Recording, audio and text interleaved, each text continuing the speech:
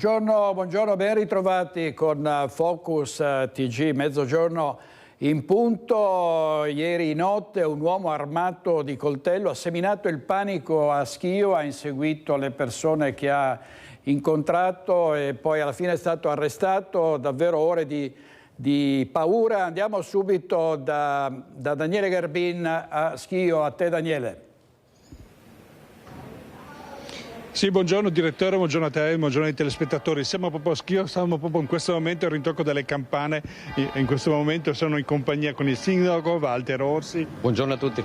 Ecco, proprio in questa via ci ha accompagnato il sindaco. Si è verificato il fatto che accennavi proprio nella notte tra sabato e domenica, proprio lungo questa via. Questa persona, un uomo di 38 anni armato di un coltello con una lama di 12 centimetri, ha proprio minacciato i passanti, tant'è che è stato necessario l'intervento della polizia locale. Ecco, ma per ricostruire esattamente quanto accaduto lancio il servizio, quello realizzato dalla collega Luisa Bertini.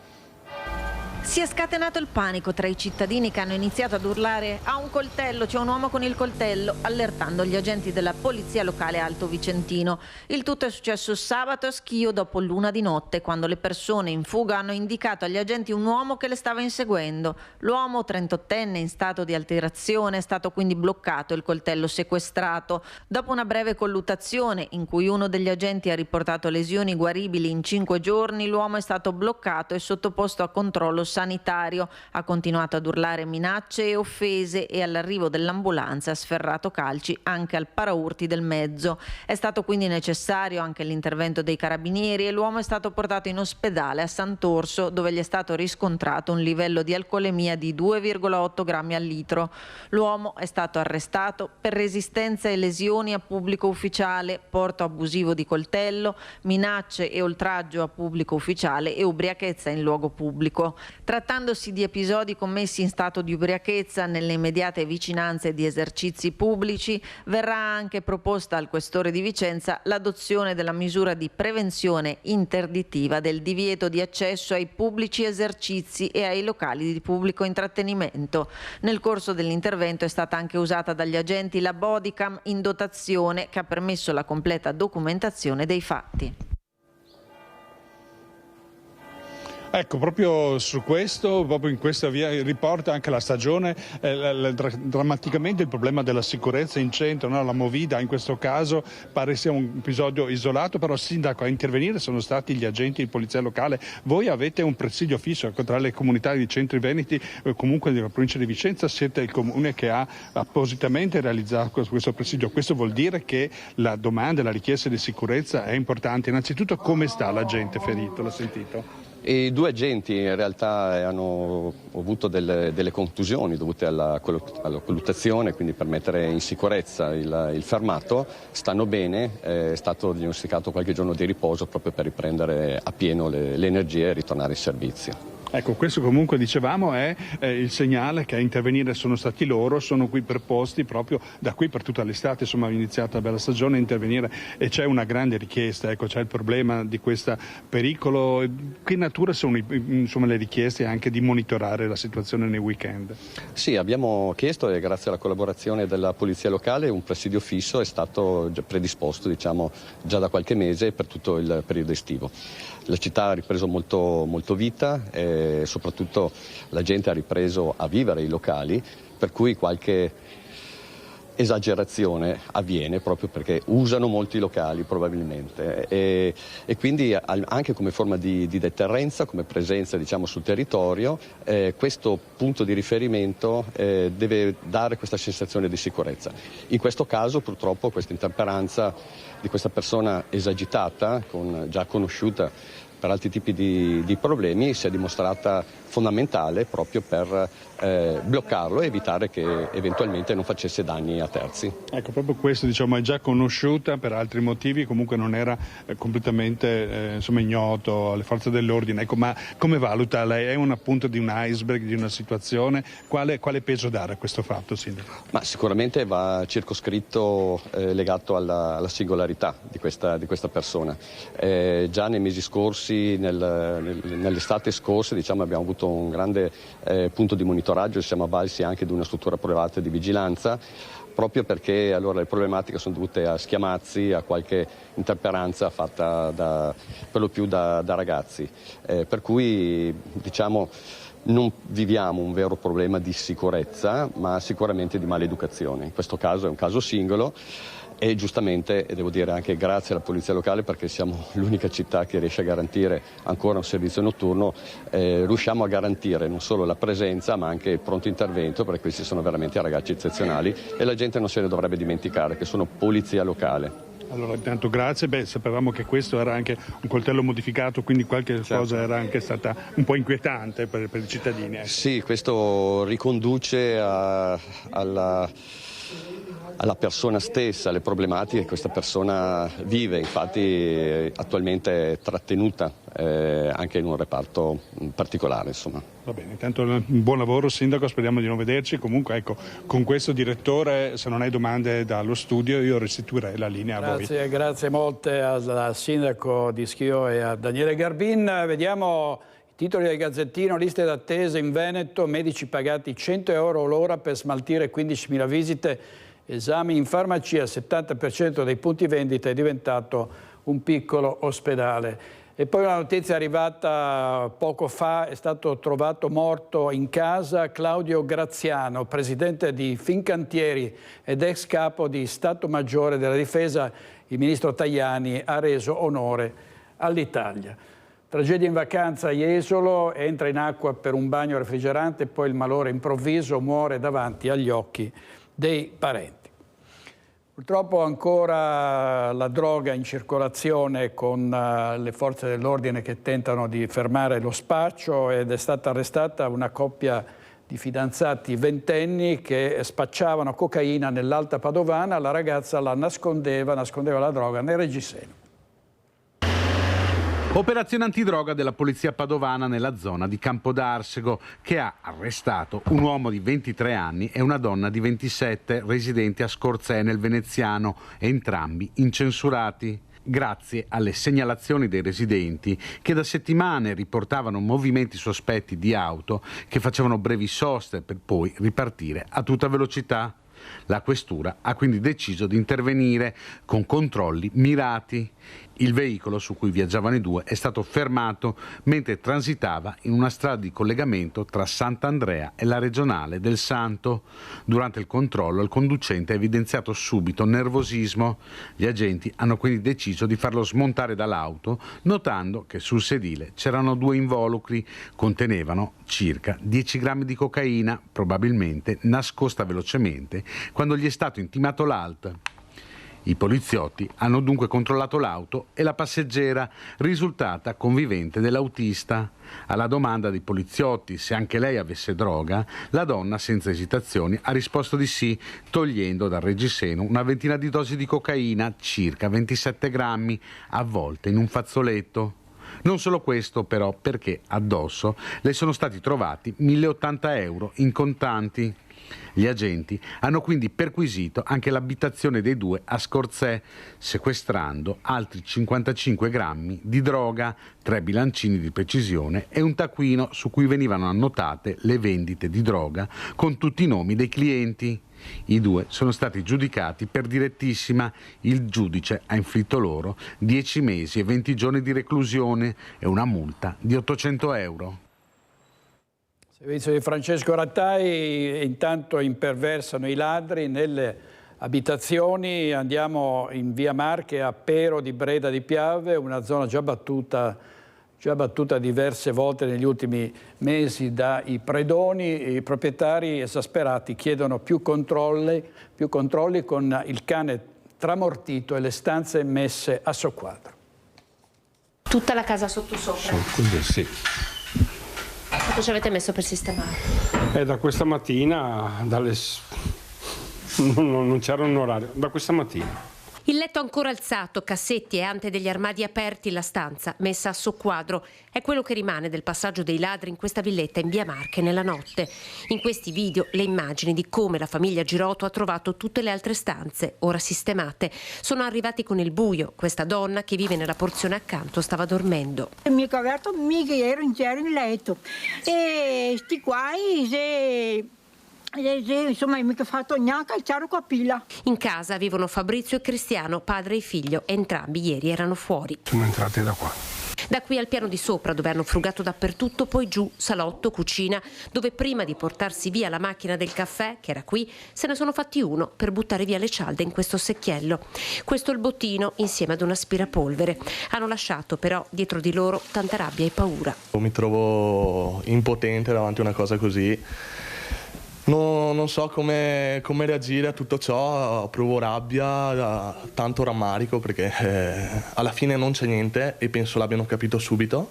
Via Marche a Breda di Piave, battuta dai ladri diverse volte, già 4 le case colpite negli ultimi mesi. I vicini della famiglia Girotto si sono trovati faccia a faccia con i ladri. Sono state colpite varie case e in ultima comunque un vicino si è trovato anche faccia a faccia con questa persona, c'è stata anche una colluttazione. La famiglia Girotto ospita da diverso tempo questo cane pastore, divenuto suo malgrado famoso perché spesso visto girare libero, cane che dai ladri sarebbe stato tramortito. Chiediamo anche il supporto del paese perché visto che tanti argomenti sono stati presi di mira anche per questioni forse meno importanti, e il sindaco in prima persona si è mosso che prenda lui in mano questa situazione. Voi chiedete più controlli? Sì, ma non per il cane che è scappato dai pastori. Chiediamo più controlli per quello che sono queste persone che entrano, che veramente spaccano, rompono. Pare che dopo aver spaccato tutto si siano goduti anche un buon caffè utilizzando la macchinetta dei derubati. Le baby gang imperversano tanto quanto i ladri. Dovrà rimanere ancora ferma almeno una settimana l'azienda di Sant'Elena a Venezia, che è stata devastata da una banda di ragazzini. Sono 3 tredicenni. Uno di loro, accompagnato dalla madre, è andato a chiedere scusa. Il ragazzino si è scusato, era molto confuso secondo me, emozionato, e quindi a me è bastato vederlo, ci siamo guardati negli occhi e penso che uno sguardo delle volte vale più di 1000 parole. Per un attimo un sorriso torna sul volto di Mauro Girelli. I danni provocati dal raid vandalico compiuto da 3 tredicenni ammontano ad almeno 100.000 euro e la sua azienda di serramenti in legno a Sant'Elena, vicino ai giardini della Biennale, allo stadio in cui il Venezia ha da poco riconquistato la Serie A, è ancora ferma, ma quella visita inaspettata lo ha colpito nel profondo. E nel pomeriggio, tardo pomeriggio, è arrivata una signora accompagnata da un bambino ed era la mamma di uno di questi 3 ragazzi che è venuta a scusarsi ed era molto molto provata ed emozionata.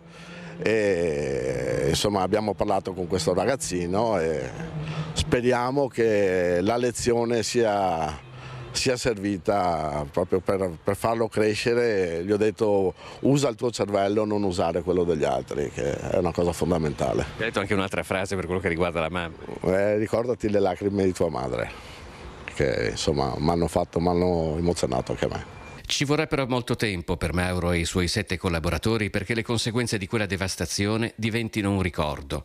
Peraltro in un secondo raid i ragazzini hanno anche tentato di appiccare diversi incendi.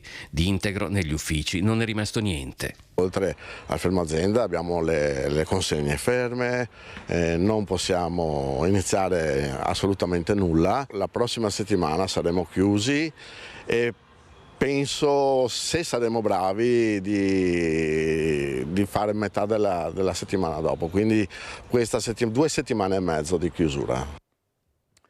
E si sta facendo di tutto per fermare queste bande, non soltanto con la repressione ma anche con dei corsi.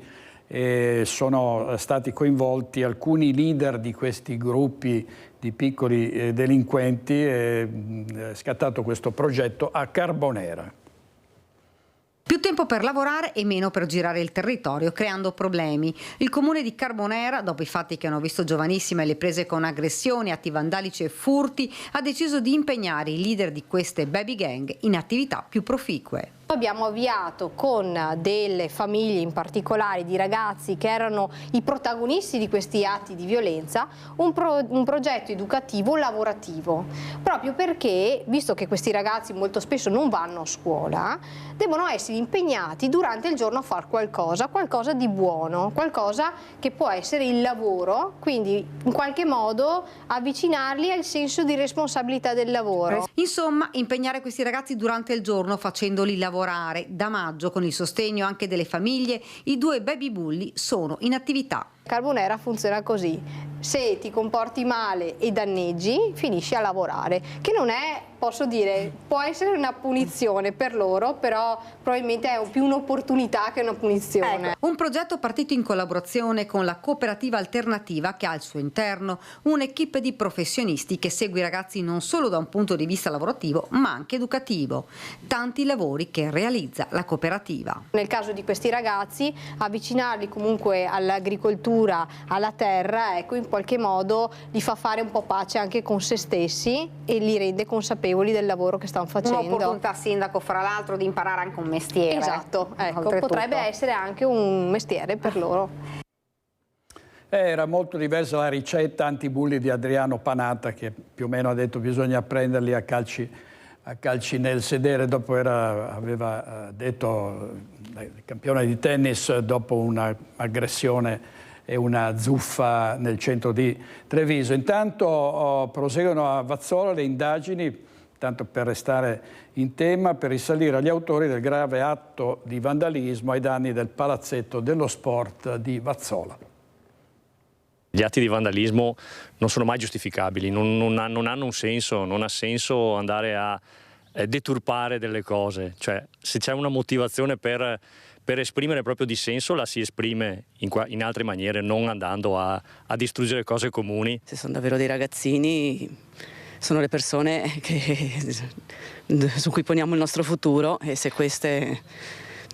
Sì, non è piacevole, insomma, sapere che vengono su così. C'è sconcerto a Vazzola, dove caccia i vandali, probabilmente giovanissimi, che hanno colpito il palazzetto dello sport, rendendolo di fatto inagibile. La struttura infatti è chiusa e lo rimarrà in via precauzionale almeno per 10 giorni. Troppe le polveri rilasciate durante il blitz, quando gli autori del gesto hanno imbrattato il parquet utilizzando il contenuto di 2 estintori. Aria non respirabile quindi con i gestori, l'associazione Sport for Fun, che ha chiuso l'impianto molto utilizzato dagli sportivi della zona, dal volley al calcio a 5. Pulizia e ripristino dei luoghi con ditta specializzata costeranno alla fine migliaia di euro. I vandali sono entrati in azione a notte fonda, quando nell'area non c'era più nessuno, nemmeno i ragazzi delle giostre. Con ogni probabilità hanno forzato una delle porte d'ingresso. Una gran brutta cosa, ecco. Io vengo dall'esterno, non posso fare commenti, però è chiaro che un atto del genere è veramente deprimente, deplorevole. Scattata la denuncia, le indagini sono in corso. A renderle complicate il fatto che non ci siano telecamere nelle immediate vicinanze,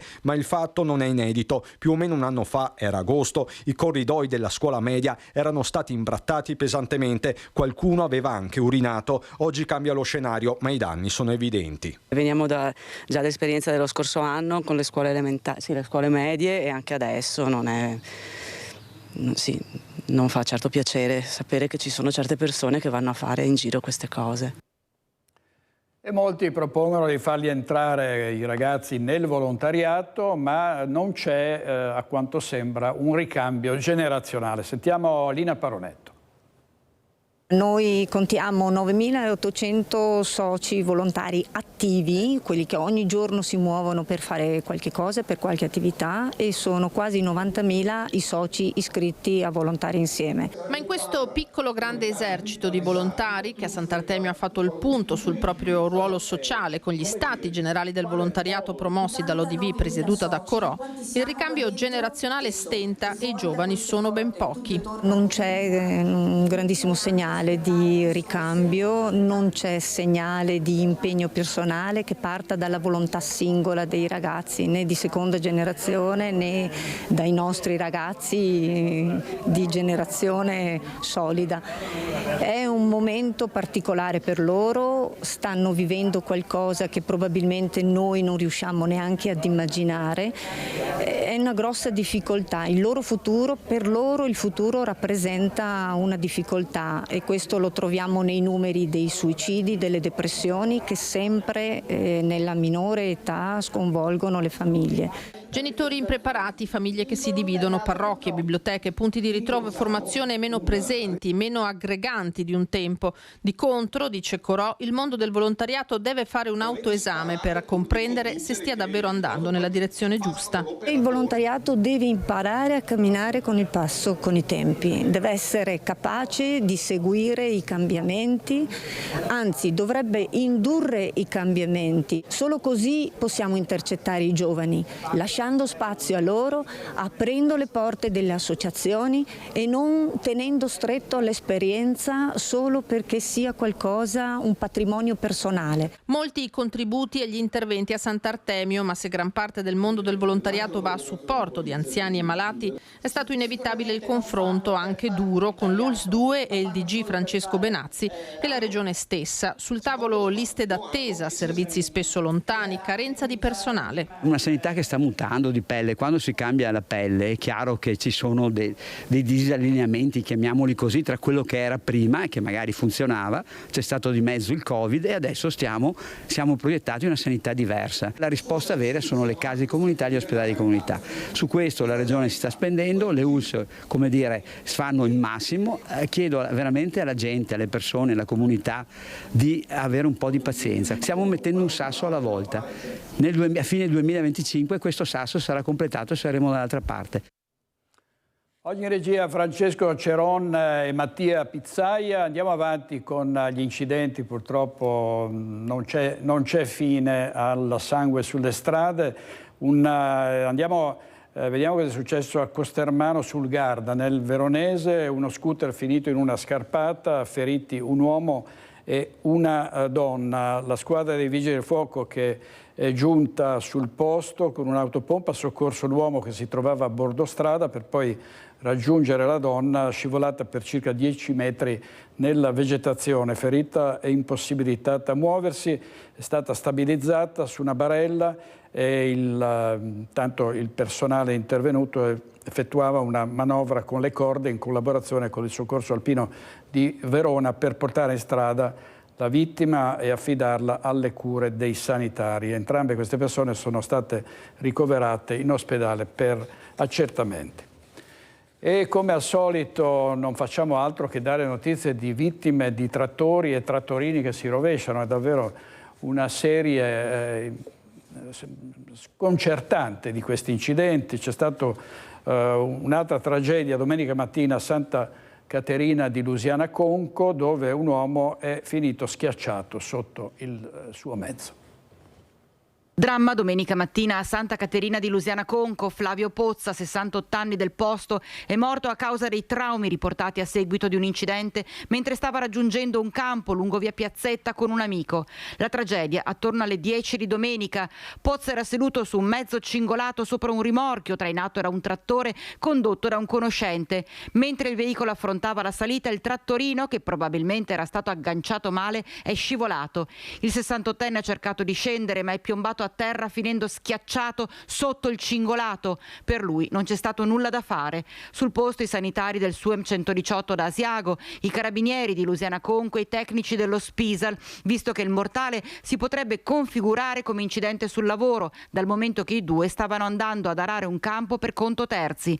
Non si esclude l'autopsia sul corpo di Flavio Pozza. L'uomo viveva solo in centro a Santa Caterina ed era membro attivo sia nel gruppo Alpini che in quello dei donatori di sangue, sempre impegnato nel coinvolgere i compaesani nelle attività della frazione.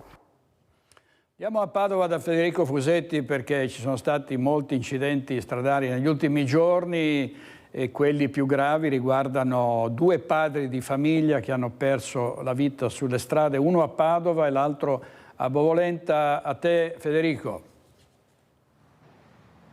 Buongiorno direttore, sì, dici bene, purtroppo accomunate queste due vittime dal fatto di essere giovani e giovani papà soprattutto.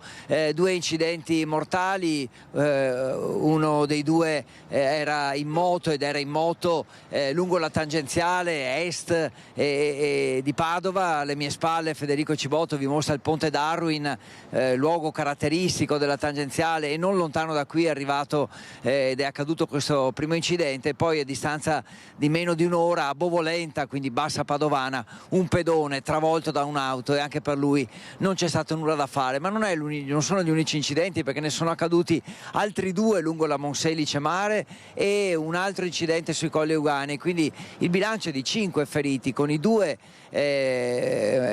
morti ma anche con 2 feriti gravi. E facciamo un po' di ordine e prima vediamo cos'è accaduto la notte scorsa proprio lungo la tangenziale e a Bovolenta, con i 2 papà che hanno perso la vita. 2 incidenti mortali nella notte scorsa lungo le strade della provincia di Padova, a un'ora di distanza l'uno dall'altro. Vittime un motociclista e un pedone, rispettivamente in Corso Argentina lungo la tangenziale est di Padova e lungo l'argine del Bacchiglione a Bovolenta. In Corso Argentina, a Camin, in direzione del ponte Darwin di Padova Est, ha perso la vita Pierpaolo Salmaso, un meccanico 43enne di Ponte San Nicolò. Era in sella a una moto Aprilia e si è scontrato, per cause da accertare, con un'auto. Viaggiavano entrambi nella stessa direzione e sull'asfalto sono rimasti i segni di una frenata. È stata la polizia locale a rilevare l'incidente e ovviamente nei prossimi giorni sarà ricostruita la dinamica. I sanitari del SUEM, giunti sul posto, non hanno potuto far altro che constatare il decesso del giovane papà, e il magistrato ha deciso di sequestrare entrambi i mezzi per ulteriori accertamenti. Le forze dell'ordine sono alla ricerca di eventuali immagini delle telecamere poste lungo la strada, mentre al momento dell'incidente il traffico non ha subito particolari disagi, visto che era scarso data l'ora. L'altro drammatico incidente è avvenuto sempre durante la notte a Bovolenta, lungo l'argine del Bacchiglione, nella frazione di Brusadure. Terribile la dinamica. Il 34enne moldavo Alexandre Volontir stava camminando lungo l'argine, pare con un abbigliamento scuro, quando un'auto guidata da un 48enne di Chioggia l'ha investito. Anche in questo caso per il giovane non c'è stato nulla da fare. Padre di una bambina che vive in Moldavia con la madre, si era trasferito da circa un anno a Piove di Sacco, dove aveva raggiunto alcuni parenti. Ai carabinieri di Bovolenta il compito di ricostruire l'accaduto e di informare i familiari. L'uomo aveva deciso di emigrare in Italia e pare stesse cercando un lavoro.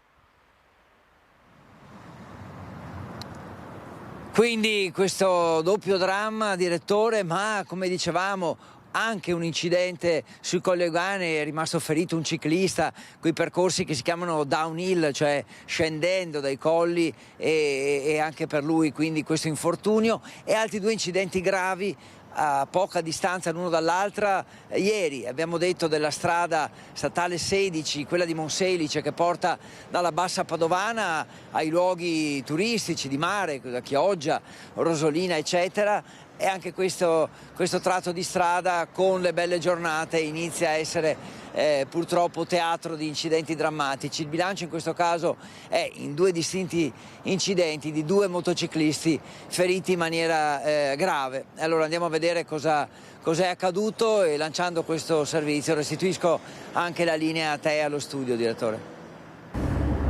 2 incidenti domenica a Monselice, lungo la statale 16, sempre molto trafficata quando inizia la stagione estiva, visto che collega la Bassa Padovana con le località di mare. 2 motociclisti le vittime, uno dei quali è ricoverato in gravi condizioni. Stava percorrendo la strada da Battaglia Terme verso Monselice nel primo pomeriggio, quando si è scontrato con un'auto che si stava immettendo sulla statale. Il motociclista, un 23enne di 2 Carrare, è stato sbalzato da alcuni metri di distanza. Sono stati i passanti a chiamare i soccorsi arrivati con l'eliambulanza. Pesanti rallentamenti al traffico. L'altro incidente nel territorio di Solesino, anche in questo caso coinvolte una moto e un'auto. Il motociclista, un 38enne di Stanghella, nell'impatto è rimasto gravemente ferito e trasportato in eliambulanza a Padova. Alla guida dell'auto una donna di 75 anni, di Este. Avrebbe potuto provocare una strage la donna che ieri mattina arriva a Monte Agordino mentre si stava svolgendo la Sportful Dolomiti Race, ha forzato il blocco e proseguito lungo la strada travolgendo alla curva di Forcella Franche con la sua auto 3 ciclisti impegnati nella competizione. I 3, un 46enne di Lucca e un 34enne di Rovereto, oltre ad un 49enne irlandese, hanno riportato fratture multiple e sono stati subito soccorsi da 3 ambulanze e ricoverati in ospedale ad Agordo. La donna si è giustificata dicendo che aveva fretta perché era in ritardo per la messa. Furiosi gli organizzatori che hanno già dichiarato di voler citare in giudizio la responsabile di questo grave incidente. Controlli di polizia in una sala slot della provincia di Padova gestita da un 27enne di origini cinesi, molte le irregolarità che sono state riscontrate. Clienti che giocavano alle slot machine durante gli orari vietati e porta d'ingresso chiusa a chiave dall'interno. Queste e altre irregolarità sono state scoperte dalla polizia di Padova alla sala slot Las Vegas Casino in centro a Macerà e che hanno portato alla sospensione della licenza per 30 giorni. La decisione è presa dal questore della città euganea Marco Dorisio dopo i controlli effettuati dalla squadra amministrativa che hanno evidenziato come ci fossero giocatori durante gli orari in cui per legge è vietato giocare. Non solo questo, perché all'interno del locale era attivo anche un POS per permettere ai clienti di pagare con bancomat e carta di credito. Sono emerse irregolarità anche nel mancato rispetto della norma antifumo. La porta che divideva la zona fumatori dal resto della sala, infatti, era stata eliminata. Comitati del no all'inceneritore sul piede di guerra a Mestre. Andiamo e sentiamo Ilaria Marchiori. Sì, buongiorno direttore, buongiorno ai nostri telespettatori. Siamo insieme a Mattia Donadel perché a proposito dell'inceneritore, comitati e associazioni contrari, lo sappiamo perché è una questione che seguiamo ormai da parecchio tempo, è stata convocata un'inchiesta pubblica per mercoledì 26 giugno alle ore 10, però un'inchiesta pubblica online. Per questo i comitati e le associazioni hanno deciso di porre la questione anche attraverso la stampa perché non siamo più ai tempi del Covid, non si capisce perché online e soprattutto è controproducente in questo modo. Perché, Donadel? Allora, sicuramente la modalità online non ci aiuta perché le questioni da affrontare sono complesse, sono articolate. Noi abbiamo presentato numerosissime osservazioni, anche molto tecniche, e quindi abbiamo bisogno di un confronto diretto. Noi siamo per il confronto ovviamente, ma ci deve essere stata la possibilità di poterlo sviluppare questo confronto. Poi c'è da dire che sono state invitate solo le associazioni che hanno presentato le osservazioni, mentre numerosi cittadini che hanno presentato osservazioni autonomamente non sono stati invitati. Quindi noi riteniamo che se è inchiesta pubblica, questa inchiesta deve essere aperta, cioè deve essere un'occasione per la cittadinanza di poter partecipare, per la stampa di poter assistere. E voi avete fatto presente la questione a chi di dovere? Sì, abbiamo scritto venerdì una PEC alla Regione direttamente al Presidente del Comitato Tecnico VIA e vediamo cosa ci rispondono. Insomma, in base alle risposte che attendiamo nel giro di qualche giorno decideremo anche come porci rispetto a questa inchiesta pubblica. Confermiamo che ci saremo perché non ci sottraiamo al confronto, non sia mai, però vedremo anche in che forme. Ecco, nel frattempo com'è la situazione per quanto riguarda l'inceneritore? Allora, per quanto riguarda l'inceneritore di Eni Rewind, per il momento lo stiamo tenendo fermo perché tra le osservazioni che abbiamo presentato all'inizio e i ritardi che ci sono stati, il parere dell'Istituto Superiore di Sanità, insomma, di fatto Eni è ferma da più di 1 anno e mezzo. Quindi la decisione deve ancora arrivare, il Comitato Tecnico VIA deve ancora esprimersi. Nel frattempo alcuni comuni si sono espressi contrariamente, quindi Mira in particolare, che è uno dei più importanti, e anche Vigonovo e Martellago. Vediamo cosa dirà Venezia e quindi andiamo avanti, insomma. C'è poi l'altro inceneritore, quello di Veritas, che è partito con una linea su 3, le altre 2 non sono riusciti ancora a farle partire e quindi monitoriamo anche quella situazione là. E adesso siete in attesa di una risposta per quanto riguarda l'inchiesta di mercoledì 26. Sì, siamo in attesa di una risposta e diciamo fin d'ora insomma che noi ci saremo ovviamente all'inchiesta, ma vogliamo che questo confronto sia un confronto serio, che non sia una cosa di facciata, perché le questioni che abbiamo posto noi e anche molti enti autorevoli, appunto come l'Istituto Superiore di Sanità, sono importanti e c'è un rischio reale per la salute della popolazione, parliamo di centinaia di migliaia di persone, quindi penso sia doveroso da parte della Regione concedere un confronto reale. Naturalmente anche noi continueremo a monitorare la questione per capire se cambierà qualcosa, altrimenti anche noi quel giorno saremo lì comunque, sia che si tratti dell'inchiesta online che si riesca a fare in presenza. Ringrazio Mattia Donadel, qui da Mestre restituisco la linea allo studio. Grazie Ilaria Marchiori. Operazioni della Guardia di Finanza a Bassano del Grappa per frode fiscale, sono state denunciate 12 persone. Anche un'impresa di costruzione di edifici con sede a Romano Dezzelino, tra le 8 finite nella rete della Guardia di Finanza in un'ampia indagine di respiro nazionale. Le Fiamme Gialle hanno denunciato 12 persone per frode fiscale e reati tributari in tema di indebite compensazioni e individuato fatture false per oltre 123 milioni di euro e un'evasione IVA da 50 milioni. Dalle indagini è emerso che la macchinosa frode che si è sviluppata tra Lombardia e Campania è partita proprio da Romano, con la prima cessione di credito d'imposta fittizio a una ditta individuale operante nel settore della costruzione di edifici con domicilio fiscale ad Acerra nel napoletano. I finanzieri sono poi giunti a una società con sede legale a Milano attiva nel settore del commercio all'ingrosso di prodotti petroliferi.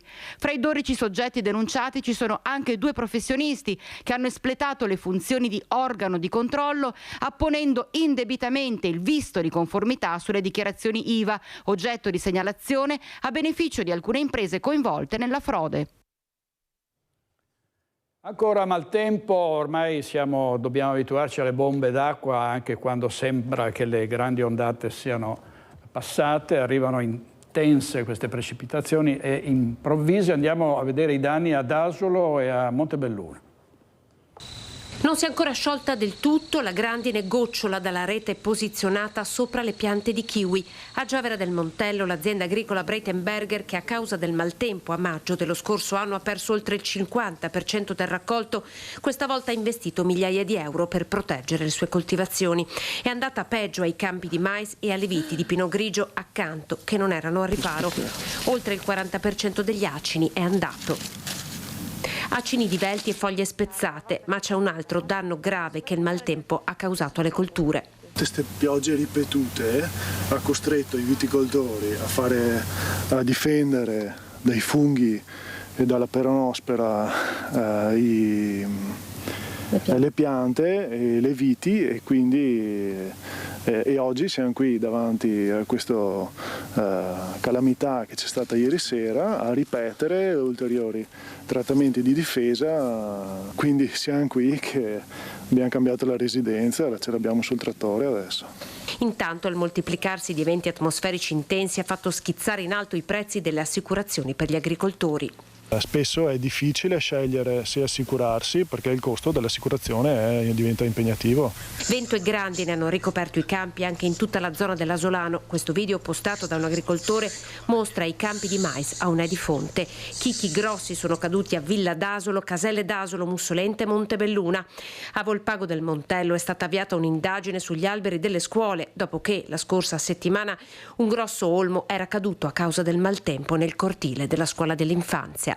Un albero che era stato, diciamo così, in realtà segnalato da parte del comitato genitori, che poi l'ufficio era uscito e era stato potato, quindi ridotto un po' come volume, però diciamo che la Protezione Civile di Volpago domenica pomeriggio ha lavorato su tutto il territorio. Ci sono stati moltissimi alberi caduti proprio lungo le strade del Montello, ha lavorato tutto il pomeriggio per liberarle.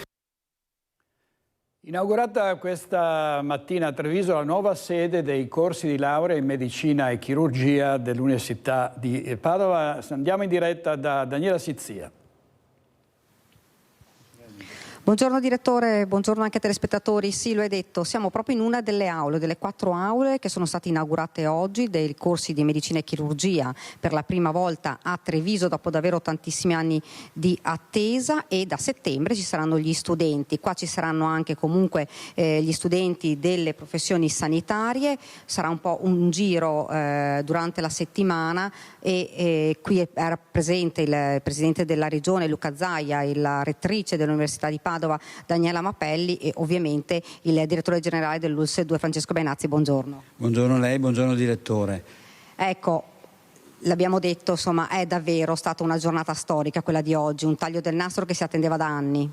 È un taglio del nastro importante perché abbiamo l'università, il corso di medicina di Padova, una cosa che si rincorreva da anni. Ringrazio la Regione, ringrazio anche l'università perché finalmente siamo riusciti a porre a terra questa grande cosa. È grande perché riusciamo a formare gli studenti già dal primo anno, che sono un centinaio, e fare in modo che questi poi diventino i nostri futuri colleghi e quindi lavorino nell'ULSS numero 2 o comunque nel Veneto, perché quello è l'obiettivo.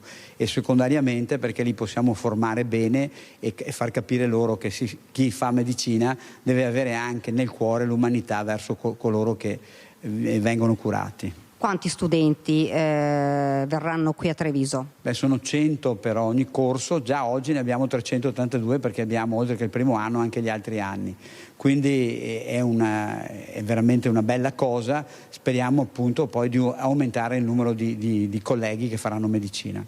Ecco direttore, qui quando c'è stata l'inaugurazione c'erano davvero tantissimi studenti, anche al primo anno, che da settembre verranno nella nuova sede, emozionatissimi, e insomma hanno anche ricevuto l'appello del direttore generale, del governatore, che dicevano insomma vi laureate qua, insomma cercate di rimanere a Treviso o perlomeno nel Veneto. Sì, è una bella sfida, anche a Treviso mancano 150 medici, quindi è chiaro che il dire a questi giovani di rimanere qui, noi poi dobbiamo lavorare per dare comfort al loro studio, quindi cercare di agevolarli per la mensa, cercare di agevolarli con alloggi, in qualche modo per fare in modo che queste persone restino da noi e lavorino nel Veneto, che il Veneto ha bisogno di medici. Ecco, a Treviso quanti medici mancano? Sì, come dicevo 150 e come diceva il Presidente 3.500 in tutto il Veneto.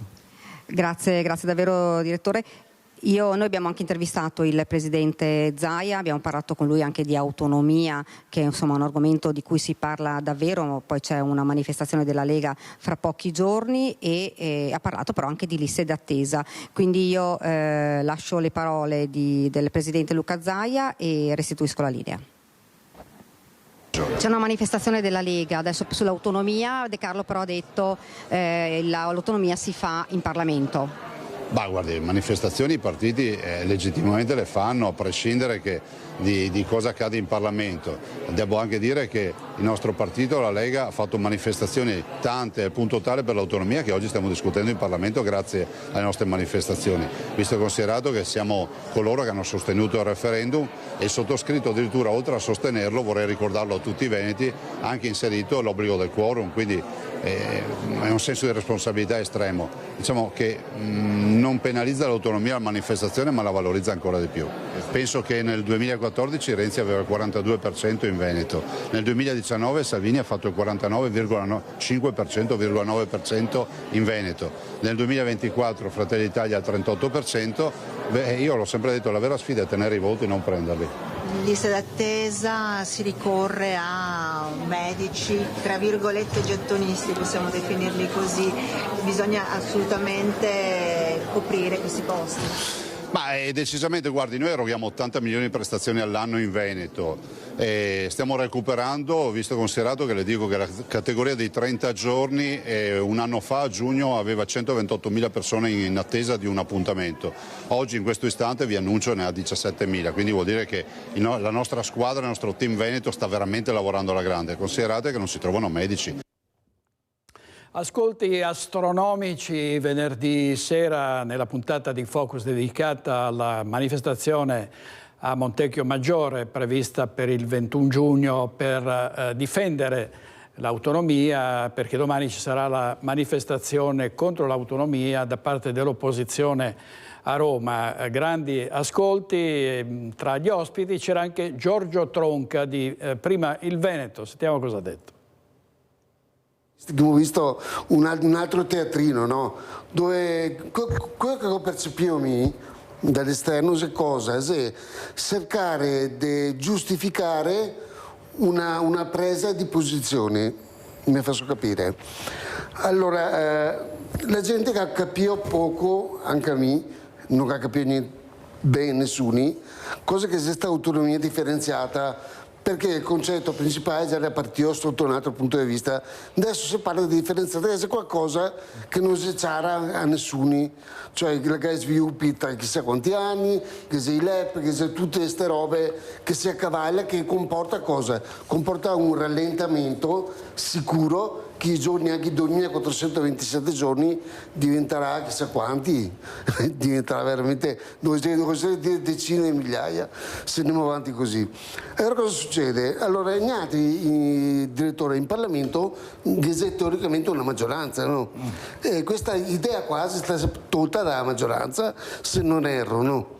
E ora mi domando, se la maggioranza veramente ha tolto questa idea qua, perché c'è questo problema di tutto? Cioè si va avanti e si arriva alla conclusione.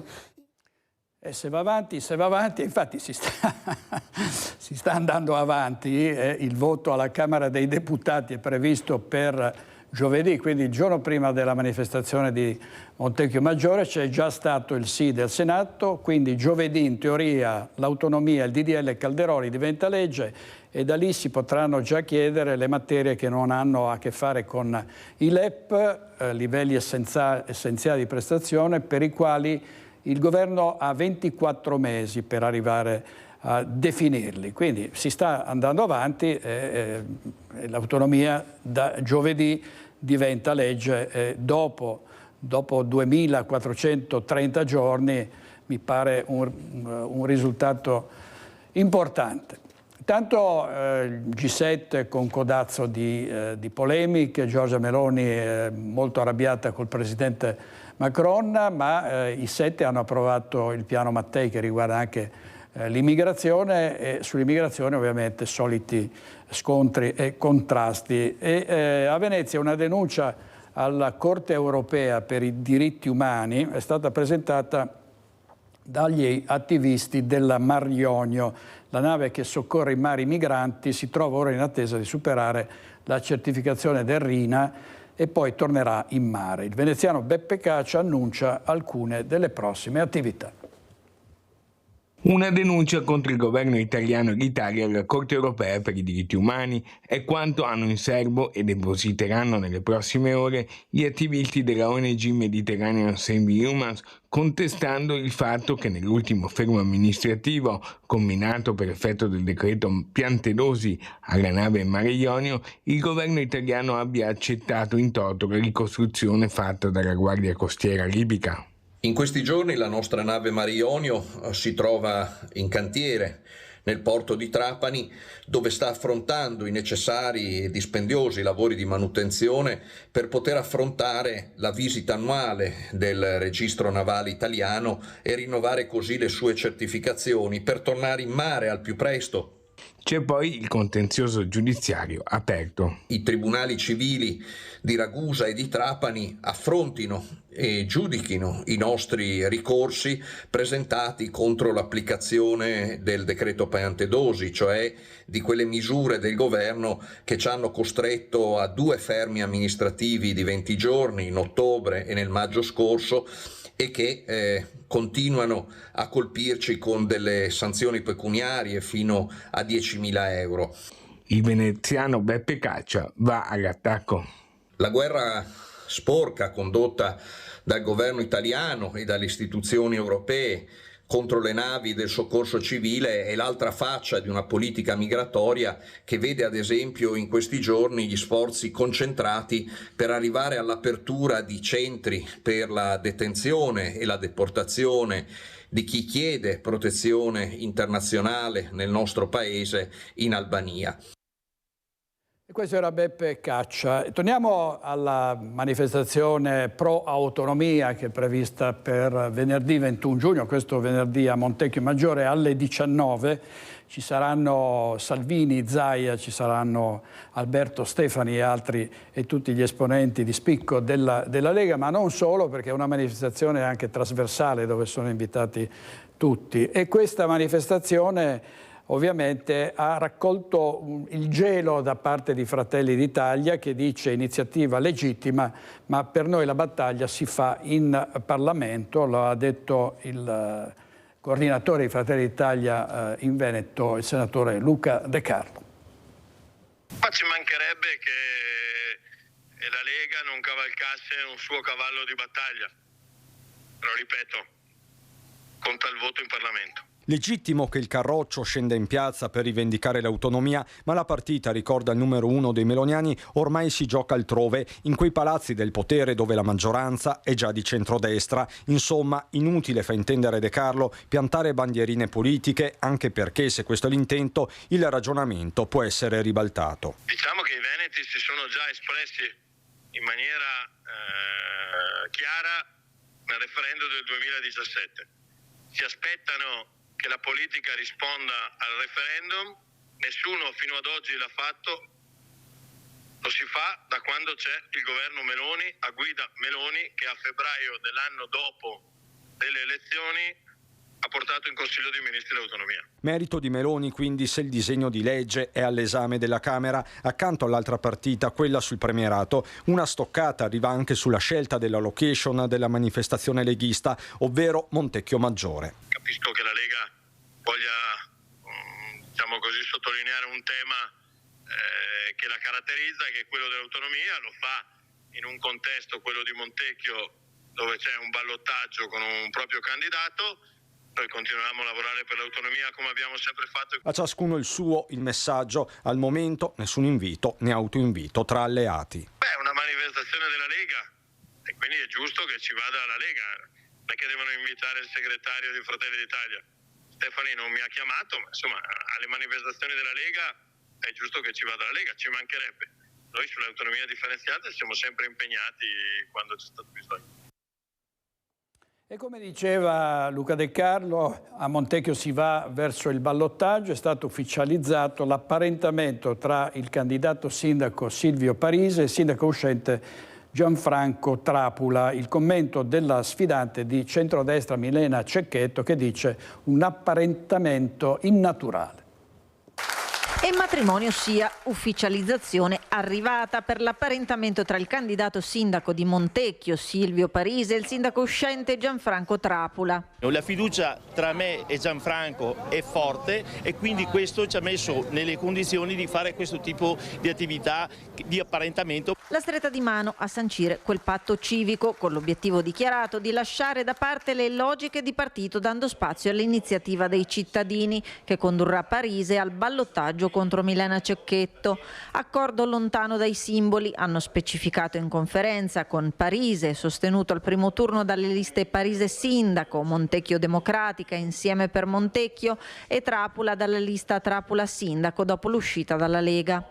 Lui conosce bene la macchina, io come Silvio Parise manco dalla casa del comune da 15 anni, quindi alcune cose non le conosco più, altre devo impararle e avendo al fianco come vice sindaco Gianfranco credo che questo ci aiuti tutti a partire velocemente e a dare risposte immediate al territorio. Lanciata anche l'idea di un nuovo assessorato sul decoro del paese e tracciati i punti di programma condivisi. La nuova zona dell'ospedale che va curata in maniera dettagliata e quello che riguarda il sociale, che è sempre un punto importantissimo per la popolazione, in particolare per la popolazione anziana. Questi sono solo 2 punti naturalmente, ma molte altre cose ha fatto in modo che convergessimo. Dall'altro lato il candidato sindaco Milena Cecchetto, sostenuta da Lega, Fratelli d'Italia, Forza Italia PPE e dalla lista Milena Cecchetto Sindaco, che bolla l'apparentamento Parise-Trapula come innaturale e lancia la stoccata. Il centrodestra resta unito, dice dice le ambizioni personali si accoppiano con le vendette. Non nasconde la sorpresa dopo aver confidato che al secondo turno potessero essere superati i personalismi per garantire il governo del centrodestra e conclude ribadendo la volontà di puntare ad offrire ai cittadini un progetto supportato dalla filiera di governo e da un centrodestra, si legge nella nota, che ha portato a Montecchio il nuovo ospedale, il casello della Pedemontana, l'accordo per la nuova stazione ferroviaria e la tenenza dei carabinieri senza ambiguità. Servizio di Luisa Bertini ed è apparentamento anche a Bassano del Grappa in vista dei ballottaggi tra Roberto Campagnolo e Nicola Finco. Con Roberto Campagnolo si schiera la lista, è il momento. È ufficiale, dopo il 13,65% raccolto al primo turno delle comunali della scorsa settimana, è il momento, con il suo candidato sindaco Gianni Zen, ha deciso di appoggiare al prossimo ballottaggio del 23-24 il candidato del centrosinistra Roberto Campagnolo, che si è portato a casa un 28,44% di preferenze. Tra i due, unità di intenti e programmi per guidare la Bassano del futuro, perché, come recita il nuovo slogan della neonata coalizione, Bassano è di più. Noi ci siamo dati come movimento un metodo, il metodo della partecipazione, per cui abbiamo dialogato con tutti, poi ci siamo ritrovati e ci siamo confrontati i risultati del dialogo, si è confrontato quelli che sono il manifesto dei valori e poi i contenuti e siamo arrivati a una determinazione quasi all'unanimità con il centro-sinistra guidato da Campagnolo. Credo che i bassanesi si meritino questa capacità di capire quali sono i problemi, perché c'è bisogno di un destino comune che deve ritornare ad essere al centro della vita della città. Apparentamento vero, pari dignità nella gestione e nella partecipazione al governo della città, con un programma condiviso, idee nuove, questo è quello che proponiamo ai bassanesi. E poi tantissimi giovani che fanno parte di questo gruppo. Allora è un investimento verso il futuro di questi 5 anni, ma verso il futuro per Bassano del Grappa, insomma la speranza, tutto quello che c'è ed è all'interno di quello che oggi noi stiamo facendo. Ripeto, sono orgoglioso di quello che sta succedendo. E colgono l'occasione per invitare le persone ad andare a votare. Fondamentale andare al voto. Fondamentale anche perché bisogna rispondere a quelle che sono le domande che oggi purtroppo non trovano in qualche modo qualche riscontro. Pensiamo che ha votato solo il 55%, io penso al 45% di persone che sono sfiduciate e noi vogliamo offrire a loro un gancio per pensare positivo al futuro. Questo è il centro-sinistra, vediamo le manovre del centrodestra in vista del ballottaggio con l'alleanza tra Finco e Marin. Nel 1960 Rocco e i suoi fratelli sbancava i cinema di tutta Italia. A distanza di 64 anni a sbancare le elezioni per diventare sindaco di Bassano ci provano Nicola e i suoi fratelli. Alla regia non c'è Luchino Visconti, ma appunto Nicola Finco, che chiude in giornata un doppio apparentamento con Fratelli d'Italia e Impegno per Bassano. Ed ecco qui la nuova coalizione di un centrodestra riunito senza Elena Pavan. Abbiamo voluto fare un'operazione necessaria in quanto riunire il centrodestra bassanese, dando un messaggio chiaro agli elettori di Bassano che il centrodestra è compatto. Ma come detto, tra i parenti di questa nuova coalizione non c'è la sindaca uscente, definitivamente accantonata. E Finco spiega il perché. Perché ovviamente avevamo due posizioni completamente differenti, lei ha fatto le sue scelte qualche mese fa, ha deciso di staccarsi dalla nostra componente e fare un percorso autonomo. Con Fratelli d'Italia abbiamo trovato l'intesa e ovviamente in queste settimane non c'è stato un rapporto, diciamo un contatto con Elena Pavan, però altrimenti non avrebbe senso quello che abbiamo fatto fino ad ora. Abbiamo certificato l'apparentamento che per noi era una condizione fondamentale, un tema non solo di dignità politica ma anche di grande trasparenza e onestà nei confronti dei nostri elettori. I nostri elettori per l'ennesima volta il primo turno, un primo turno che possiamo concepire come se fossero state della sorte di primarie per il centrodestra, però in quell'occasione ci ha voluto chiarire ancora una volta che ci vuole uniti. La lista civica Impegno per Bassano si è trovata e naturalmente come ha sempre fatto in questi 15 anni. ha fatto un momento di riflessione insieme e si è deciso naturalmente di confermare quello che abbiamo sempre detto nel corso della nostra lunga vita amministrativa, la coerenza, che è quella sempre di essere stata una lista civica vicina al centrodestra. Dunque i giochi sulla carta sono fatti, gli schieramenti delineati, i conti vedono adesso questa nuova coalizione potenzialmente al 45% dei voti, senza contare quelli della lista Pavan, che comunque in parte confluiranno inevitabilmente su Finco e i suoi nuovi fratelli. Il servizio di Alex Giuliano diceva un condottiero dei Galli, Brenno ve victis, guai ai vinti, ed è un po' così anche nelle elezioni, dove oltre alle sconfitte i vinti devono anche subire delle angherie, come è successo a Marika Urban, che è stata battuta a Sanfior. Questi i meravigliosi fiori che ho ricevuto ieri mattina, ve li faccio vedere, degli splendidi crisantemi, e questo il biglietto che ritengo di minaccia. Condoglianze, per fortuna i tuoi concittadini sono intelligenti. Questo è il contenuto del biglietto che accompagnava il mazzo di crisantemi fatto recapitare anonimamente all'ormai ex candidata a sindaco di Sanfior, Marika Urban, che alle elezioni amministrative dell'8 e 9 giugno, sostenuta dalla Lega, era uscita sconfitta dal già sindaco Gastone Martorell, ritornato alla guida del comune. Dipendente della regione, già nello staff del presidente Zaia, Urban ha risposto con l'ironia, facendosi ritrarre con i fiori all'esterno del cimitero e specificando di non essere né afflitta né tantomeno in lutto per aver perso. Peraltro l'autore, o meglio l'autrice del gesto, sarebbe già stata identificata dalla stessa Urban. Non conosco le ragioni di tale cattiveria, ma conosco per certo l'identità dell'autore di tale gesto, che ritengo non abbia agito da solo. Ho incaricato un mio legale di fiducia a tutela della sottoscritta e della mia famiglia. La cosa che più mi infastidisce è sicuramente l'aver rovinato la serenità di tante persone, i miei genitori, la mia famiglia e anche la mia squadra. Denuncerò al questore il gesto che ritengo di minaccia perché proceda all'ammonimento dell'autore così come previsto dal testo della pubblica sicurezza. Ricordo che ad ogni azione segue una conseguenza.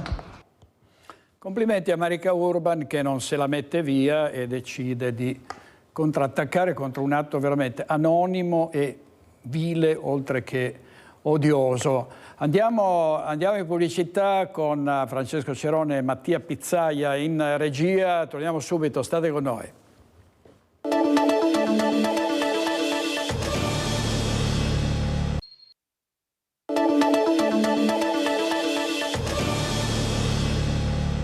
I lavori si sono conclusi molti anni fa, ma la cittadella giudiziaria di Bassano del Grappa è ancora inutilizzabile per una serie interminabile di beghe burocratiche e politiche. Oggi è andato di nuovo a Bassano del Grappa il sottosegretario alla giustizia Andrea Ostellari. Ci fa il punto Mirko Cavallin.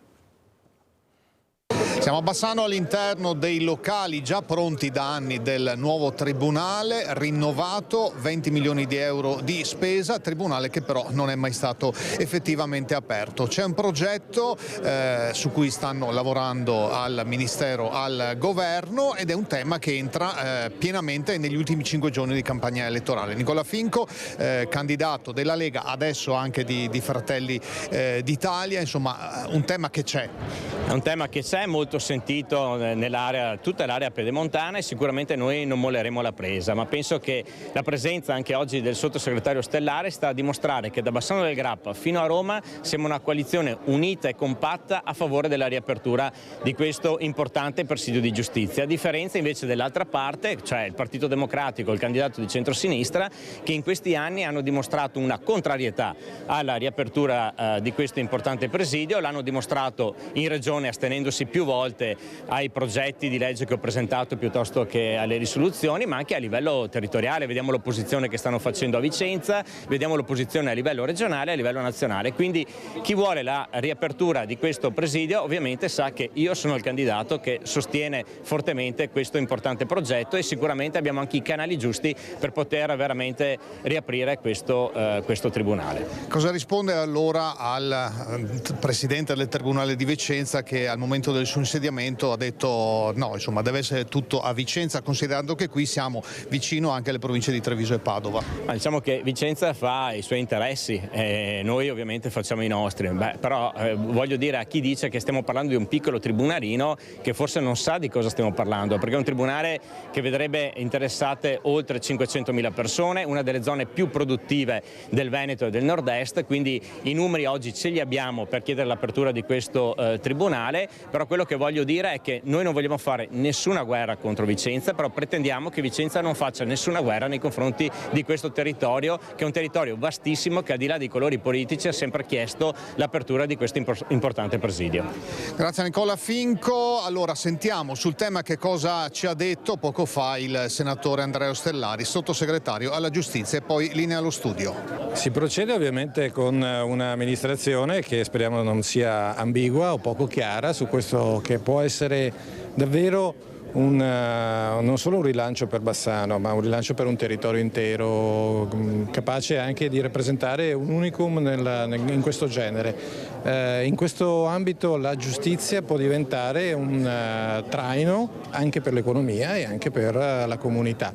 Lo stiamo realizzando finalmente, noi ci siamo come volontà politica, ovviamente abbiamo bisogno però che anche dal basso ci siano delle risposte ai nostri bisogni, che sono quelli dello spazio e della volontà a continuare su questa strada. Perché l'ha definito un unicum questo progetto, non solo a livello regionale ma addirittura nazionale? Perché è partito da una spinta del territorio, con quel coinvolgimento che abbiamo voluto esprimere attraverso quegli incontri con gli amministratori, con le associazioni di categoria, con i professionisti, insomma un mondo che ha condiviso questa idea e che da questa idea vuole far ripartire un territorio che peraltro è già molto attrattivo. C'è la questione dei tempi, degli organici, oltre che la volontà del futuro sindaco. A livello centrale cosa ci può dire? Stiamo rispettando quello che ci siamo detti fino all'inizio, ovviamente noi oggi stiamo lavorando su quella che è la pianta organica, quindi personale, quindi giudici che dovranno essere poi impiegati qui. Ovviamente abbiamo bisogno di fare questo lavoro con anche gli spazi adeguati. Qui ci sono, c'è una disponibilità che intanto insomma, è manifestata dal precedente sindaco e da quello che io, almeno dalla mia parte, mi auguro potrà esserlo, ma so benissimo insomma, che questa è una sfida che non può raccontare solo una parte politica, è una sfida della città, è una sfida di un territorio e quello che mi auguro io da non bassanese peraltro è di vedere realizzato questo progetto che è importante proprio per il suo significato, un nuovo patto tra comunità e istituzione. Continua la mobilitazione dei residenti nel quartiere Ferrovieri a Vicenza per difendere il parco Lanerossi. 11.000 metri quadri di bosco urbano a rischio cementificazione. Il bosco Lanerossi, un cuore verde nel quartiere Ferrovieri che secondo il progetto della TAV è destinato a diventare area di cantiere per la realizzazione del tratto cittadino della linea ferroviaria alta velocità, alta capacità. Uno scempio a cui si è opposto un gruppo di cittadini che hanno promosso una petizione che ha già superato le 20.000 firme. Anche i residenti sono intenzionati a difendere il bosco spontaneo cresciuto dopo 30 anni nell'area della fabbrica pettinatura Lanerossi. Alla fiaccolata sotto la pioggia erano presenti oltre 600 persone. Sinceramente questo parco qua è proprio bellissimo, è stata una scoperta, ci veniamo spesso con le bambine e in generale è una grande risorsa perché è proprio in mezzo alle case, in una zona, tra l'altro il Parco delle Trone è più in là, insomma bisogna attraversare tutte le strade per le famiglie, è veramente bello ed è un peccato perderlo. Qui si può fare anche educazione ambientale, ci stavano spiegando che ci sono un sacco di animali. Negli ultimi 6 mesi diciamo che ogni volta che piove un po' di più siamo a rischio idrico, la risposta non può essere cementificare zone che invece aiutano a drenare l'acqua che viene e a mitigare comunque in qualche modo gli effetti del cambiamento climatico. È un polmone verde ed è stupendo, è veramente bellissimo.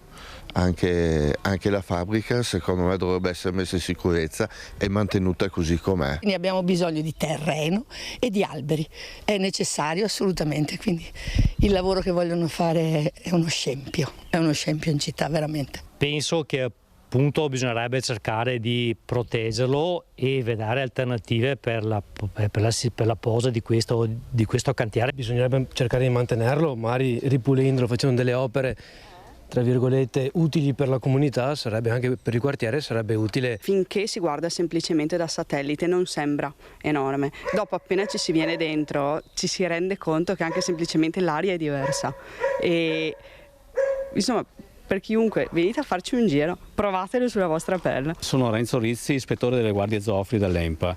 Noi siamo qua oggi per verificare un attimo come sta la nidificazione, perché con la nidificazione in corso non si possono abbattere gli alberi, se non è stato fatto almeno un controllo su tutti gli alberi. Quindi noi oggi facciamo una verifica un attimo ad occhio, vedremo insomma come si potrà procedere o come si metterà la situazione, ecco, con quello che sta succedendo. Nuovi progetti per lo sfruttamento turistico di Venezia sono in agitazione comitati e associazioni dei residenti. Le gru sono al lavoro da tempo e il tronchetto sta rapidamente cambiando aspetto. Di fronte alle fabbriche di Porto Marghera sono in costruzione un nuovo albergo da 330 stanze e un nuovo bed and breakfast da 440 camere. A spanne almeno altri 1200 posti letto turistici in una città che ne ha già più di 80.000. Ma a sentire associazioni e comitati di residenti si fa largo il timore che siano un po' tutte le zone periferiche di Venezia ancora inattaccate dal turismo di massa ad essere interessate da progetti che in un modo o nell'altro vanno in questo senso, come racconta ad esempio il comitato Waterfront a Dorsoduro. Pare infatti che vi sia un accordo, ma non sappiamo quali siano i termini di questo accordo, tra Regione, Comune, Autorità Portuale e RFI, per cui dovrebbe essere costituita una stazione ferroviaria nel Molo Levante. Noi riteniamo che quella stazione ferroviaria serva solo a portare ulteriori masse di turisti. A San Giobbe, in Sestiere di Cannaregio, c'è un'altra preoccupazione. Sembra proprio che partirà una nuova parte di turismo direttamente da San Giuliano e arriverà a San Giobbe, dove adesso c'è un pontile perché serve un servizio sostitutivo in merito ai lavori del canale di San Giobbe, però si ha molti dubbi che quel pontile rimarrà per sempre.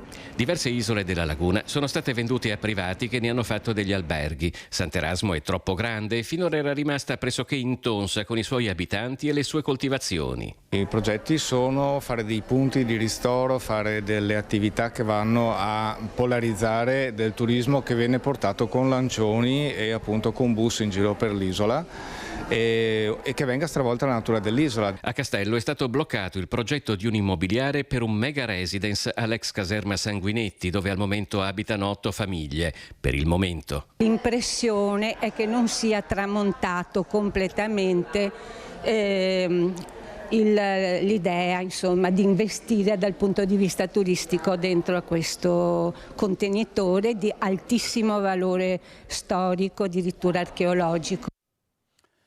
A Padova è partito un intervento urgente del Comune per il rischio cedimento della sponda del Bacchiglione a ridosso delle strutture di Padova Canottaggio e Rari Nantes nella zona golenale della Paltana.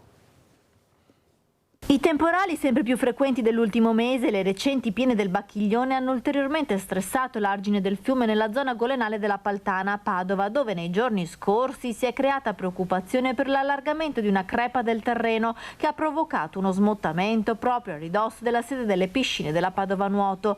L'area interessata è quella dell'ansa del fiume, dove si affaccia un edificio usato come deposito di attrezzature dato in gestione alla Rari Nantes e alla Padova Canottaggio. Il Comune, che da anni monitora la situazione di quel tratto di argine, è intervenuto con le ruspe per iniziare i lavori. Stiamo rinforzando l'arginatura, fermandola, mettendo una panificazione tra l'Argine e il fiume in modo da arrestare il movimento verso l'acqua. Al termine di questa operazione l'Argine poi verrà consolidato e quindi poi stabilizzato. I lavori, effettuati in accordo con il Genio Civile, dureranno circa 2 settimane. Il Comune ha stanziato 90.000 euro per l'intervento. La struttura resta agibile. La Presidente della Rarinantes chiede che i lavori di rinforzo dell'Argine vengano effettuati anche nella parte del rimessaggio delle barche. Le continue piene, ma anche gli innalzamenti e abbassamenti anche lievi del fiume continuano ad erodere la riva, per cui c'è bisogno di continue manutenzioni, e io spero che questo intervento che viene fatto nella zona di Padova Canoa della Padova Nuoto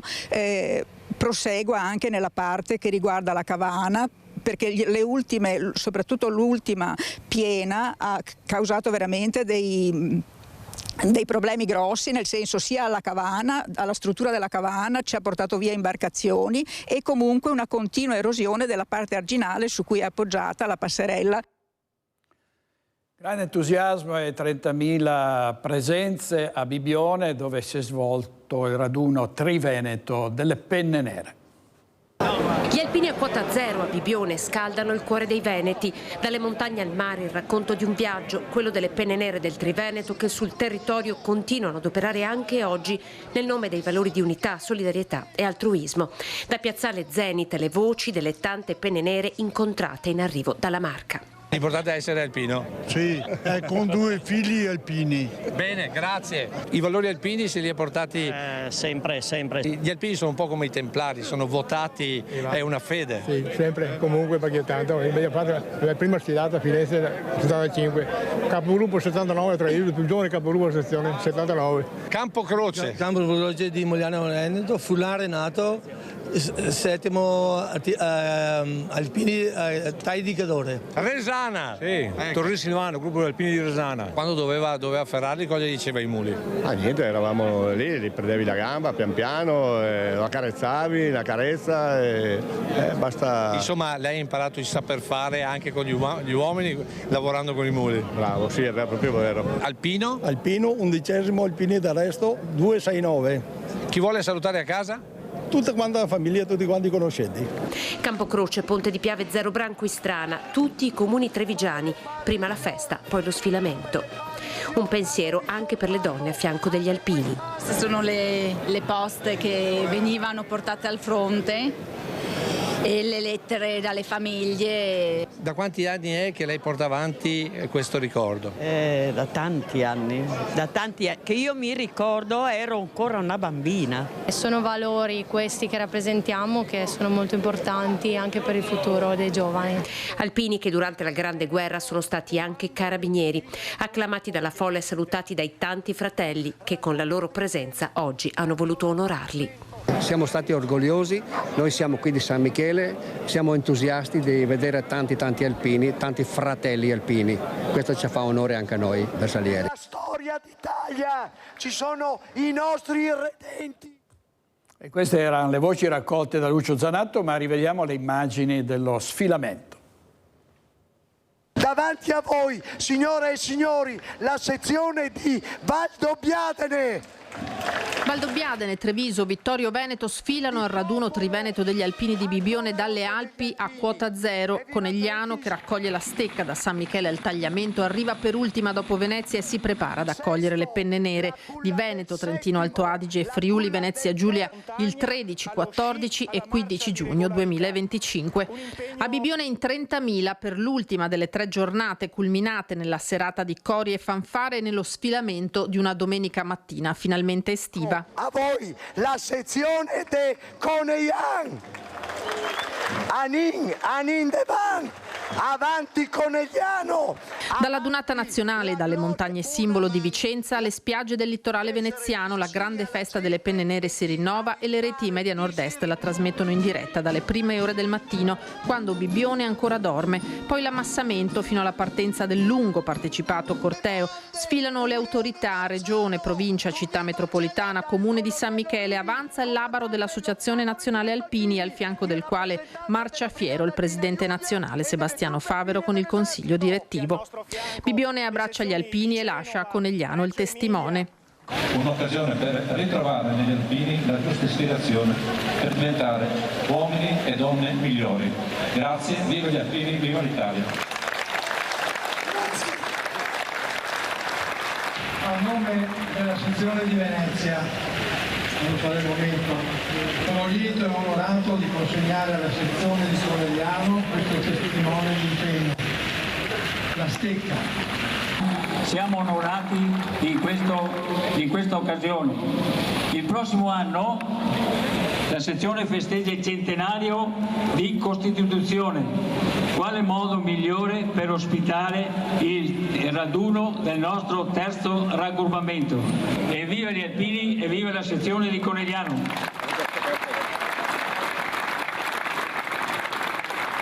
La soddisfazione è tanta veramente, perché abbiamo visto anche oggi cosa vuol dire un raduno triveneto degli alpini.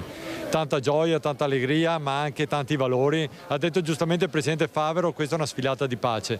Gli alpini sono l'incarnazione della pace, hanno fatto nel mondo e stanno facendo nel mondo tantissime opere di volontariato, aiutano i comuni tutto il giorno e noi siamo fieri ed orgogliosi che il 2025 veda la Dunata Triveneta a Conegliano, città degli alpini.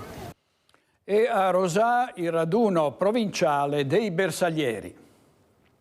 Hanno scritto la storia d'Italia, sempre di corsa, a partire dal 1836 e anche oggi la loro festa è un susseguirsi di eventi, di emozioni e di ricordi che celebrano il corpo dei bersaglieri.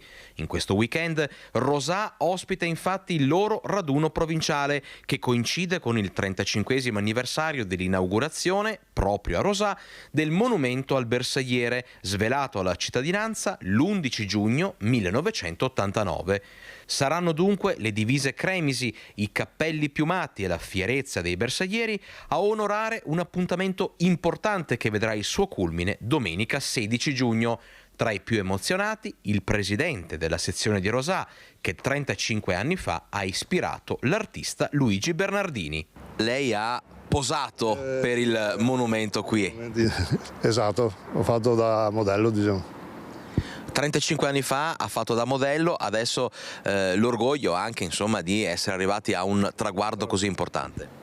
È una cosa importante. Il corpo di bersaglieri, quando è nato, è stato creato anche un decalogo che dà i 10, definiamoli i 10 comandamenti, tra i quali c'è anche l'importanza del portare dell'aiuto a chi ne ha bisogno. E in occasione di questo anniversario la sezione di Rosà ha inaugurato anche il suo nuovo labaro. Lo vediamo, eccolo qui in anteprima, ma noi dobbiamo parlare anche di un altro labaro, il labaro del centenario che sta facendo il Giro d'Italia e che tra poco verrà qui in Veneto. L'appuntamento è infatti per il 25 agosto a Gallio, dove si trova il Cima Valbella, che fa parte di una battaglia che i bersaglieri hanno fatto, che è la battaglia dei Tre Monti. Servizio di Alex Giuliano, pubblicità e siamo di nuovo con voi tra pochissimo. È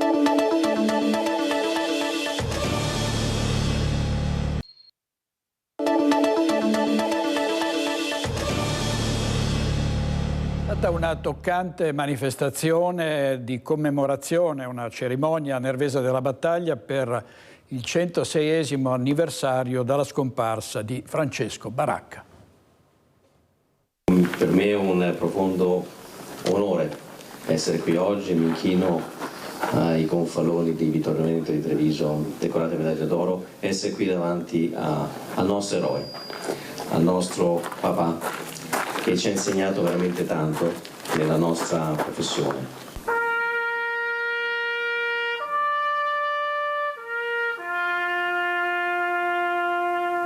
La cerimonia a 106 anni dalla sua scomparsa davanti al sacello dell'Asso degli Assi. È così che Francesco Baracca, maggiore pilota, era chiamato e con questo appellativo ricordato e onorato oggi dalle maggiori cariche civili e militari, dai labari delle associazioni combattentistiche, da diversi primi cittadini e da tanti uomini comuni. Un uomo che ha sacrificato la vita per un bene più alto, la libertà, e ricordano le autorità nelle loro dichiarazioni. Un esempio di cui fare tesoro ancora oggi, un messaggio rivolto anche alle nuove generazioni. Pensare, riflettere a determinati valori che sono dei valori fondanti per la nostra libertà. Ecco, oggi noi siamo qui a ricordare una persona, un eroe, un mito, veramente per l'aeronautica militare, che ha donato la sua vita e ha rinunciato ai suoi affetti per assicurare questi valori, e quindi ritengo che sia giusto ringraziarlo in maniera simbolica a nome di tutta quanta l'aeronautica militare, sia lui e tutti quelli che hanno perso la vita, perché hanno consentito a questi ragazzi di poter vivere la loro vita in piena serenità. Una cerimonia iniziata con l'alzabandiera, proseguita con i discorsi ufficiali e la deposizione di 3 corone d'alloro presso il sacello. Ad accogliere il capo di Stato Maggiore dell'Aeronautica Militare, il generale Luca Goretti, il sindaco di Nervesa della Battaglia Mara Fontebasso e il colonnello Emanuele Chiadroni, comandante del 51° Stormo base di Strana. Un eccellente italiano, un eroe nazionale, ha detto Luca Ciriani, ministro per i rapporti con il Parlamento, davanti alla sua tomba. Soprattutto quando l'Italia è protagonista nel palcoscenico internazionale, dovremmo ricordarci che ci sono persone straordinarie che hanno dato la vita per noi, quindi dovremmo essere tutti quanti all'altezza.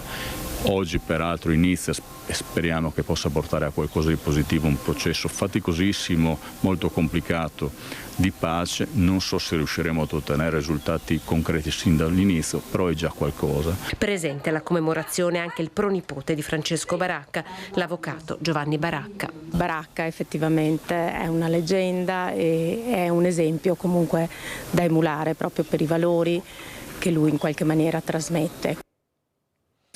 Era un oste riservato ma anche molto empatico con i suoi clienti, ed è lutto a Treviso per chi ha conosciuto l'oste della Gigia, Ovidio Gobbo, che se n'è andato a 76 anni. Poveri pensionati, vecchi e malandati, basta. No, cerchiamo di restare giovani. Amava scherzare Ovidio Gobbo con i cronisti e soprattutto con i suoi clienti. Ci aveva risposto così a inizio 2023, quando gli avevamo strappato una battuta in occasione del riconoscimento conferito da Comune e Ascom a 6 negozi storici. E l'osteria La Gigia di Vicolo Barberia, che Ovidio e il socio Sandro Valiera hanno gestito dal 1982 al 2019, era ed è un locale simbolo e un punto di riferimento. Una breve malattia ha portato via Ovidio Gobbo a 76 anni. Generazioni di trevigiani si sono fatti fare il conto da lui, a mente, quasi parlando tra sé e sé, mozza, cedro, un eccetera, prima in lire, poi in euro. La notizia della sua morte arriva in una domenica di chiusura e per la città è un colpo al cuore, perché a Ovidio, sorriso buono e battuta pronta, erano affezionati tutti. Era bravo, andavo sempre a mangiare la mozzarella.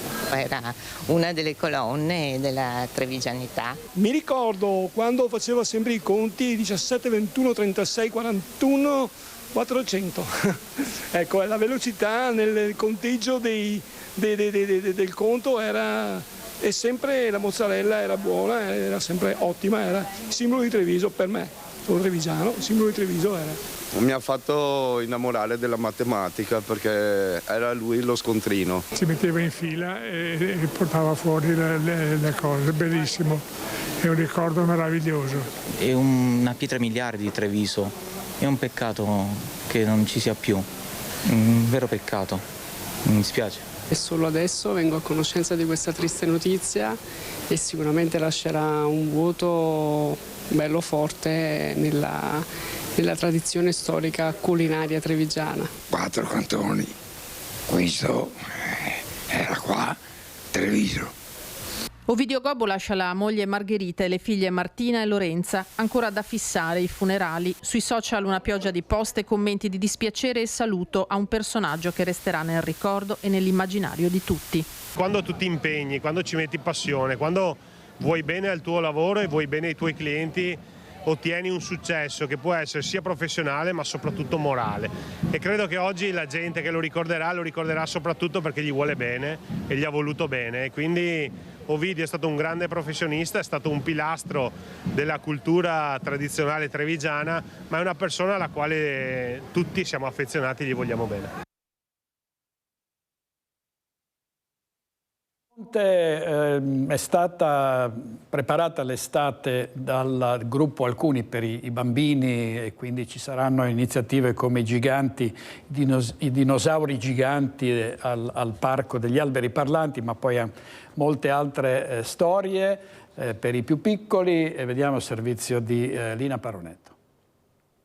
Le 1001 notte, Lumaca Lucilla, lo strano pranzo di Hansel e Gretel. A Treviso l'inizio estate porta con sé la nuova ricca rassegna pomeridiana di spettacoli per ragazzi organizzata dal gruppo Alcuni nello splendido spazio verde di Viale Felicent. Appuntamento ogni giorno alle 17:30. Dal 26 giugno al Parco degli Alberi Parlanti ci sarà la rassegna Fiabe sotto il cielo, spettacoli meravigliosi da non perdere, ma da non perdere in modo particolare nei giorni 19, 20 e 21, la notte dei sauri giganti.